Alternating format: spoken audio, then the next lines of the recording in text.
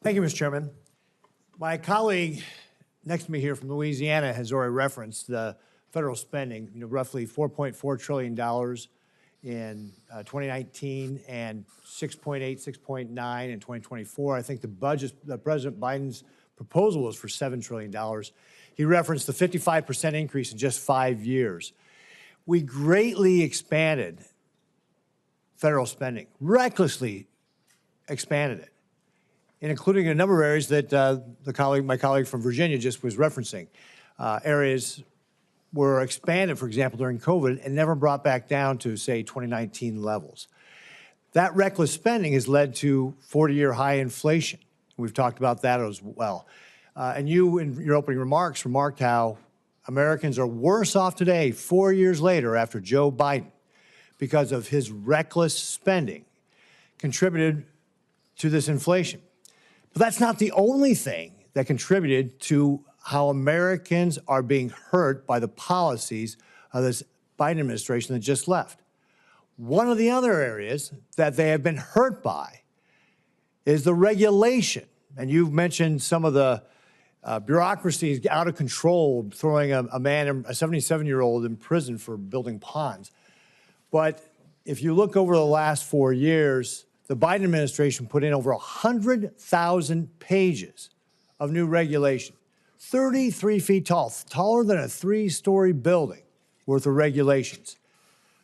One study said it was adding $3,300 to the cost of every American household. This kind of like hidden costs that we see on American households is also one of the reasons why Americans are worse off today than they were 4 years ago. One of the examples of hiding some of these costs was actually in the EPA with the tailpipe regulations, also known as the EV mandate. That was a 573-page document. And there was one table on costs, one table. And so what we see from this outgoing administration is hiding the cost from the American people so that they don't understand and don't see what their government is trying to do to them, how their government is actually laying on these regulations that harm them. And that's why they feel worse off today than they did 4 years ago. If you're confirmed, will you commit that you will work with me to help reverse and expose the regulations and how agencies try to hide the cost, try to play around with the numbers? You may have heard the phrase, there's lies, damn lies, and statistics, right? We need to make sure that when we are passing regulations, that we have a full cost-benefit analysis, that people understand the trade-offs they're making by having regulation.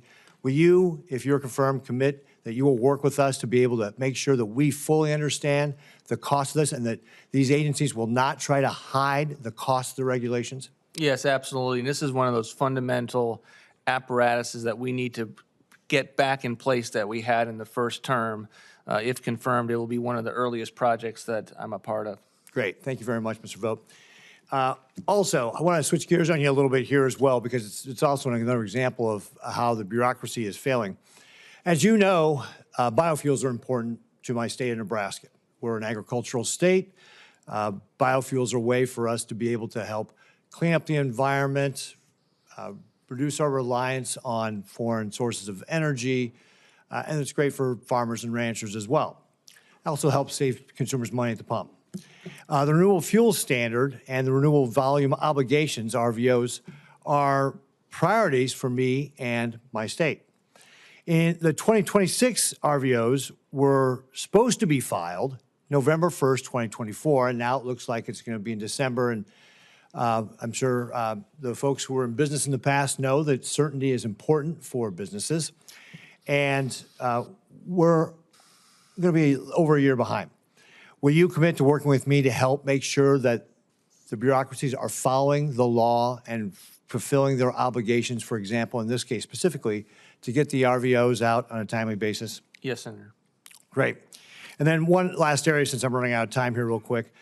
We must tackle the national debt. It's the biggest internal threat. We've kind of talked about it already, but the Chinese Communist Party is the biggest external threat we face as a nation. How will you ensure that we are protecting federal dollars in the contracting process to make sure that our adversaries and entities that are hostile to us, like the Chinese Communist Party, are not being subsidized by our American tax dollars, and how will you advise the administration on that? Well, it'll be a priority through our role in advising contractors and the agencies that are engaged with them. In the first term, we had a lot of work that we were doing on behalf of the laws that were passed to make sure that Huawei was not a part of getting taxpayer contracts, and that will be a trend that we will continue, and we'll be working with you on any new laws that are put forward and looking closely at the statutes that are already in place. Thank you, Mr. Vogt. I appreciate it. I've run over my time, but you also have very cute daughters. I'm glad they're here today. Thank you, Mr. Chairman.